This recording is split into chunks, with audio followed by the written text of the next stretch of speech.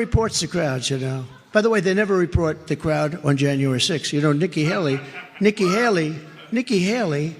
you know, did you know they destroyed all of the information, all of the evidence, everything? Deleted and destroyed all of it, because of lots of things. Like Nikki Haley is in charge of security. We offered her 10,000 people.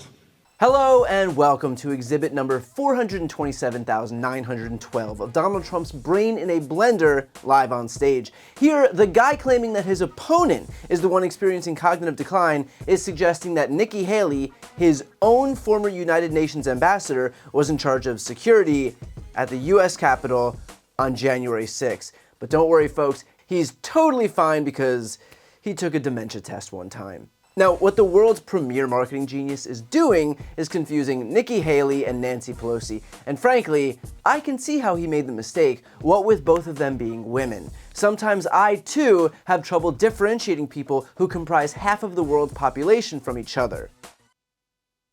And by the way, just as an aside, even if Donald Trump managed to be able to tell the difference between former Democratic Speaker of the House Nancy Pelosi and his own UN Ambassador Nikki Haley, what he was alleging was still inaccurate. He made the claim before that he ordered 10,000 National Guard troops to be deployed on January 6th. It was a lie then, and it continues to be a lie now. There is no investigation that has shown evidence of any such order by Donald Trump before the insurrection. And during the insurrection, Trump was entirely uninterested in ending the melee, opting to allow the violence to continue unabated. But I'll tell you what, the fact that he lies about needing 10,000 troops is a tacit admission that he knows the violence was wrong. Why else would he say that we needed 10,000 troops? In other words, he basically admits that the insurrection that he incited was worthy of a massive military intervention to stop it, all the while claiming that the insurrectionists, the people who actually perpetuated the violence, are somehow political prisoners. So which is it? Was it a dangerous riot that warranted a response of 10,000 troops? Or was it a friendly tourist visit whose participants are now political prisoners? Because it can't be both. Now, Haley, for her part, has responded to Trump's confused claims. Last night, Trump is at a rally. And he's going on and on mentioning me multiple times as to why I didn't take security during the Capitol riots. Why I didn't handle January 6th better. I wasn't even in D.C. on January 6th. I wasn't in office then. They're saying he got confused, that he was talking about something else. He was talking about Nancy Pelosi. He mentioned me multiple times in that scenario. The concern I have is, I'm not saying anything derogatory, but when you're dealing with the pressures of a presidency, we can't have someone else that we question whether they're mentally fit to do this. We can't. And of course, before anybody throws a parade because of Nikki Haley's newfound courage, we'll see if she sings the same tune when she drops out of the primary and inevitably comes groveling back to Donald Trump, or if, like the rest of the Republican primary field, her desperation to remain relevant and powerful in GOP politics will suddenly transcend any of these warnings that she's making right now. Now, for those who say, whatever man, he confused two names, this isn't even a big deal, this isn't the first time that this guy has had extreme trouble remembering basic details about people. Here's how many times he thought that he was running against Barack Obama. They were interviewing him 2 weeks ago, and they said, what would you advise President Obama? The whole world seems to be exploding and imploding. And he said, it's very simple.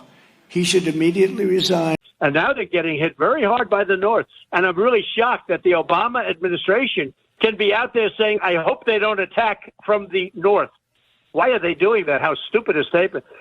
As you know, crooked Joe Biden and the radical left thugs who have weaponized law enforcement to arrest their leading political opponent, and leading by a lot, including Obama. I'll tell you what, you take a look at Obama and take a look at some of the things that he's done. This is the same thing. The country is very divided. And we did with Obama.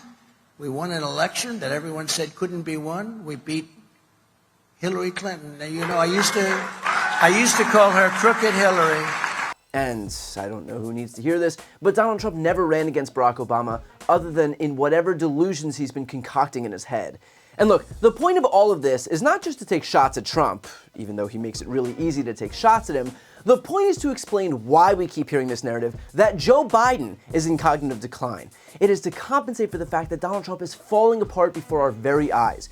Joe Biden can trip one time on a sandbag in 2021, but Trump goes on a screed about how Nikki Haley was in charge of the Capitol on January 6th, and how Obama is the current president of the United States, and how World War II hasn't happened yet, and how he actually won California if not for voter fraud, and how the letters US for United States also spell the word us, and how he aced a dementia test that included correctly identifying an elephant. Trump does all of that, and it's crickets from the media. The right-wing media ecosystem can clearly, plainly see what's happening with Trump, and they know that if they don't get ahead of it with hysterical coverage about Joe Biden, that people will start to see Donald Trump for who he is, and clearly, that wouldn't do them any favors. Here's another reason why it's so important for Republicans to hammer away at this narrative that Biden is incompetent. It is to try and erase the fact that his actual success far, far, far outweighs what Trump did with his time in office. Joe Biden is presiding over the strongest recovery in American history. He's added the most jobs of any president in the history of this country. Unemployment has been below 4% for the longest stretch in over 50 years. GDP is surging, with the most recent quarter exceeding even 5%. Wages are outpacing inflation, with inflation set to plunge below 2%. And consumer sentiment is skyrocketing right now, with the quickest incline in decades. This is the economy that Republicans campaign on while failing to actually do so every single time.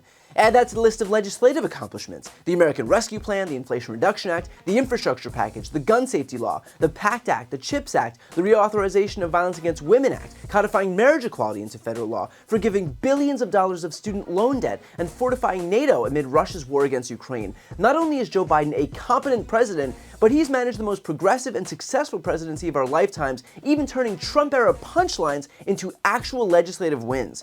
Contrast that with Donald Trump, whose only legislative achievement during his entire presidency was a tax cut that overwhelmingly favored millionaires and billionaires. He promised an infrastructure plan and never delivered. He promised a healthcare plan and never delivered. He promised a middle-class tax cut and never delivered. He promised record jobs and never delivered. He promised an extraordinary presidency, and he did give us that, just not in the way we expected, considering he lost the most jobs in modern US history. Historic? Yes. Successful? No. So if you're wondering why Trump and his allies are so hell-bent on framing Joe Biden as being in the throes of mental decline, this is why. It's nothing more than projection. They all recognize very clearly what Donald Trump's principal weakness is, and so in order to neutralize that, they're working in overdrive to try and diffuse that weakness onto Joe Biden. Per usual, every accusation is a confession. And look, the fact that the right is growing more and more desperate to shoehorn this narrative forward should tell us something. They all realize that the guy that they're breathlessly defending is a rambling moron. They all realize that his grasp of basic concepts and facts and even words is tenuous at best. So they might think that they're helping him, but all it's doing is shining a spotlight on just how broken Donald Trump's brain actually is. Before you go, I need some help. Please subscribe to the channel and do your part to help grow the progressive media ecosystem.